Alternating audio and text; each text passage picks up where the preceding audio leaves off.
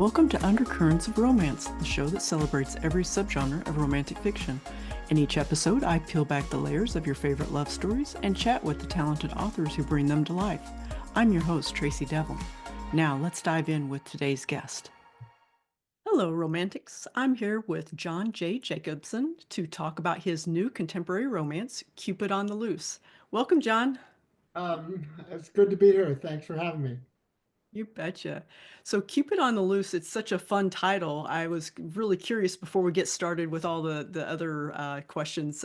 How did you or your publisher come by it?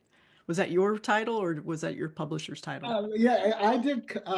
Yeah, I did come up with it. Kind of wanted to, Cupid is a very pregnant image about love in a number of different ways, but the fact that the impulse for love is so ubiquitous and we get hit with it in different ways all over the place. I thought it was appropriate to try to show how expansive the whole idea of romantic love is. Yeah, absolutely. I know I read somewhere that your story, Cupid on the Loose, is described as wacky, fun, Shakespearean-inspired tale, and also that it's considered a retelling of A Midsummer's Night's Dream. How did the story first come to you? Uh, it's not an exact retelling, but it definitely inspired by one of the big inspirations is Midsummer Night's Dream.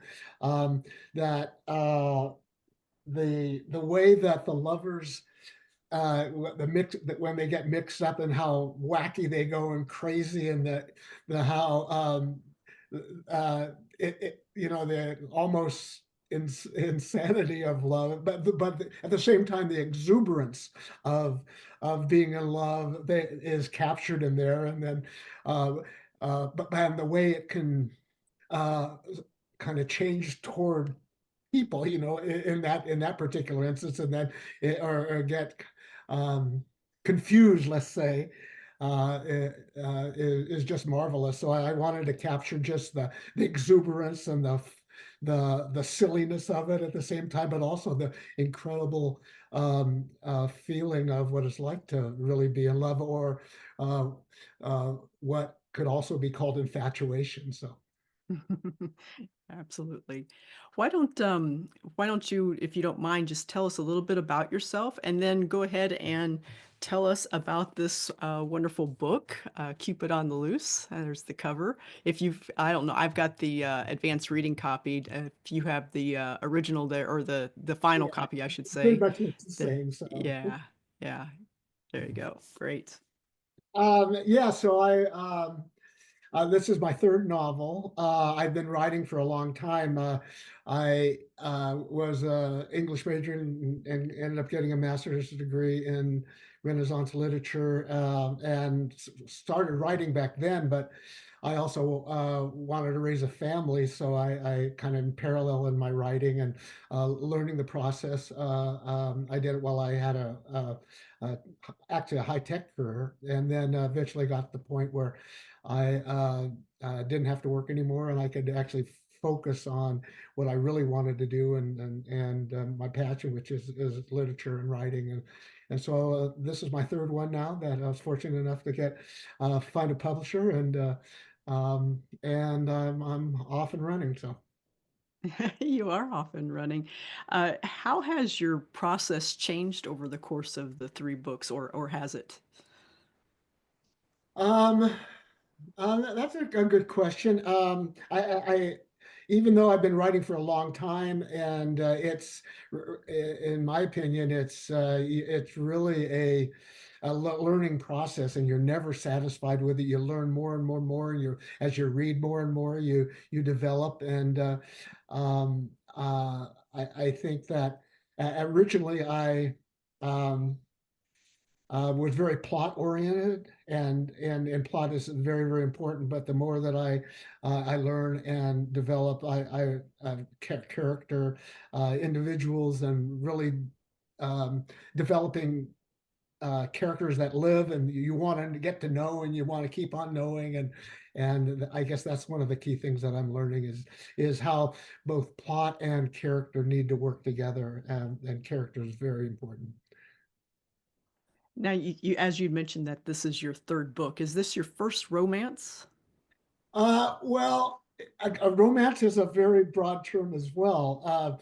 Actually, my other two books could be considered romances as well. If you think of romances as a highly imaginative kind of adventure type of thing, um, so both of the other ones are the the first one is called California Fever, which is modeled a little bit after, I don't know if you know P.G. Woodhouse, but his comedies, and it's highly imaginative.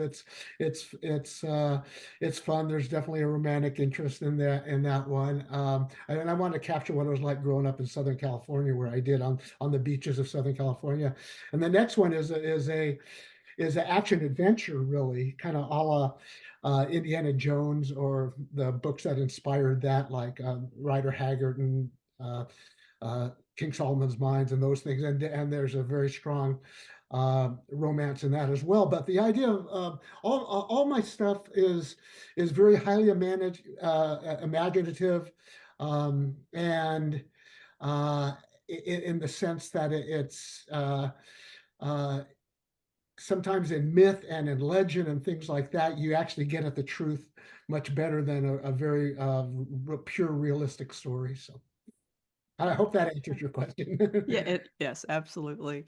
I was curious if in writing any of these, whether this book or your previous books, did you write, or I'm sorry, did you read any romance novels to kind of prepare you for it, for those more intimate scenes, whether, it doesn't have to be bedroom scenes, but more intimate scenes. And if you did, do you have any authors that you can recommend that really inspired you? Well, yes. And you might not see immediately them relating to the current romantic comedy genre, but Jane Austen is who I'm actually rereading again, and her romances, her love stories, and are just the best there are. And the one of the things that she does a lot of that you can possibly sometimes miss is that so much of her heroines end up with getting self-knowledge. So there is a degree of infatuation going on, and then they realize that and come to a better knowledge of self, and find true love through that. So that of course, the Shakespeare, not only Midsummer Night's Dream, but his my other favorite romance of his, As You Like It, is that picture of um, uh, which guy, I forget his name at the moment, but of him being totally in love, just in fact crazy, writing love poems, carving love sonnets on trees, and just not being able to eat or sleep or drink. And that's what I wanted to capture, the feeling, and remind people, either if they haven't experienced, which I hope they have, but the incredible exhilaration and exuberance of what it feels like to be in love. But at the same time, then asking the question, well, is that in love, or is that love, or is it infatuation, or what is it? And so whatever it is, it's a lot of fun. And it's something that if you haven't experienced, you ought to, but you ought to understand it, because it can you go crazy. And as Shakespeare says in the thing that I start, the little quote that I start the book with, is that lovers, poets, lovers, and madmen are quite can be a whole lot of love. Do you have a favorite Jane Austen? You'd mentioned that you're rereading them. Is there a favorite there of her body of Well, work? of course, Pride and Prejudice is amazing, and that's probably the most accessible one. And plus, the movie editions of it are so good and are so accessible. I recently did a Persuasion, and Persuasion is also really good. And probably my favorite of all is maybe Emma. Okay. Yeah, Yeah. so Yeah. but she's just unbelievably good. Her scope is not that broad compared to others, but what she does better than anybody. So So, was Gwen Spiers, Billy's grandmother, inspired by Emma? Um, Little um, matchmaking going on there. Actually, you know who she really is inspired by is my idea of a fairy godmother. Because Okay. Midsummer Night's Dream really is a fairy story, and in a sense, um, my book is a bit of a fairy story. It really is, and there's magic happening in there, and characters who knows what they are, and so. Um, All right, great. Well, one of the things I like to talk with authors about on the show here is what I call the story's undercurrent, and it can be anything. It can be the theme of the story. It can be a shared experience between the characters, the two main characters. Um, Anything that really propels the characters toward their happily ever after. Do you have a sense of what the undercurrent of Billy and Carrie's story is? um, yeah, I think that there's I think there's multiple ones actually in mine. On the surface, it's a romantic comedy, and underscore both of those, whatever those two means. So I hope it is funny. And the quote that you had from one of the blurbs, which I don't think I've seen that one, which is a great one. I hope it's funny and exhilarating. But the typical love story is, people are looking for love and they find it, and then they have all sorts of obstacles. So that's kind of the deal on the surface, and overcoming the obstacles. And in this case, a lot of those obstacles are self-induced, and that's more or less a kind of a Jane Austen type of thing as well. That, but on different levels. Uh, Again, I want people to experience, to feel again, and or if you've never felt it, or to remember about what that feeling is like. And in the modern world, we're so busy and distracted and have all these other things. Some we forget about this incredible feeling of being passionately in love, which leads to another undercurrent, which be, well, is it love? And this is an important question that I try to bring up. Or is it infatuation? And asking, I don't ask it outright, but I try to subtly suggest. And if anybody really gets it, I'll be surprised, because in a lot of my books they don't get some of the undercurrents. But the difference between, or is there a difference, or how they work together between infatuation and in love, and true love. And I try to raise that question a little bit. And um, there's scenes in the latter part of the book where there's some pictures that have mirages in them and so forth, and I try to illustrate that by is the way our imaginations work. We can think we're so totally in love, and then we see somebody else and we fall in love with that. So we learn to hopefully have a little bit of self-knowledge again, like, again, back to Jane Austen, and realize what's going on, at the same time not discounting how wonderful it is, and looking for it in the right place. And then another thing is, and I had to ask my question: am I putting too much of a idealism in true love, idealistic idea of what true love is? And so I hope we're thinking about all those type of things. I'm curious. Whenever I'm very curious always about authors and their process, as I've already asked you a little bit about yours. Do you have any, whenever you sit down for the day for your writing session, do you have any routines that you have to kind of go through that helps get your mind get you in the right mindset to get those creative juices flowing? Um, I've read about authors who have their places they go and can do all that. I'm not quite there yet. Lately I've been there's a terrific coffee shop um, up the street a ways. Actually, it's even about 6 miles away, but I'm willing to go. That has a fireplace and a little room that's off to the side a little bit, that often most people end up to go in there and sit down. And lately I've been very productive there. So it varies. I do a lot of my writing just uh, um, away from my office, and Hmm. sometimes, but I'm not. I've read about some people who have that down, but I guess I would have to confess I'm pretty undisciplined and not doing it. I wish I was. You never get distracted by watching the people in the coffee shop? No, I at home, like I'll get distracted by oh, I better go rearrange my sock drawer or something like that, or it's so easy to get distracted. Yes, those sock drawers are so distracting for us, Oh, aren't they? Yeah. they really can It's really right can up be. there with the pantry organization. Oh, I see. You can totally relate, right? It's Absolutely. Anything to get out of the hard bits from time to time, right? well, what works for you? Do you have your place that you go and you can just close off the world and so forth? I do, it really depends on what I'm doing. If I'm in the drafting mode, I have a chair back behind me there that I sit back there and write away. If I'm in editing mode, I tend to like to kind of move around the house. It doesn't matter if during the summertime, I'll go out on our little porch.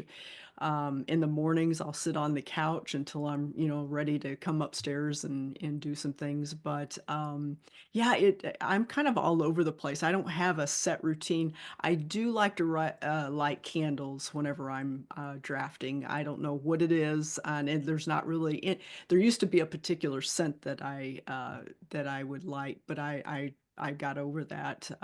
But so now I do just about anything. But I don't know. There's something comforting about candles to me.